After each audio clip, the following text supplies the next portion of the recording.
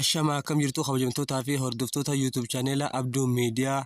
Arraan tan hojii onlaayinii karaa baankiitiin, PayPalaatiin, Google Play, Amazon karaa hedduudhaan gartee kafaltii nuu kafaltuu haniin dhibbarraa dhibbatti hojjetu isii gartee adda baafadhe takkaan isiniif qabadhee dhufe.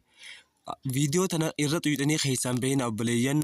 Maaliif jennaan appilikeeshiniin kun gartee koodiidha qaba, koodii gartee ittiin fayyadaman qaba. Akkasumatti maasis kunoo isin galtan kana laal koppii gootanii koodii tana fuula iskiriina irra isiniifin kahaa itti fayyadamuudha qabdan koodii tana gizee seentan linkii isa kanaa immoo diskiripshinii jala isiniifin kahaa jechuudha. Appilikeeshina kana yoo dhibbarraa dhibbatti gartee haa viidiyoo tana qaxumuratti daawwatan akka inni gartee irraa fayyadamtan shakkii takkan qabu jechuudha. Akkaataa itti fayyadama gartee appilikeeshina kanaa viidiyoo tana keessatti sirriitti addaan baafattanii yoo xiqqaatee ji'atti gartee karaa doolaara dhibbaa yoo xiqqaate sanuu karaa doolaara dhibbaa irraanii hojjannaa akkaataa itti baafannullee gartee isiniin garsiisaa gartee kun salphaadha. Viidiyoo beeksisa adda addaa bichaa daawwatuudhaan linkii hiriyoota keenyaaf sheer godhuudhaan irraa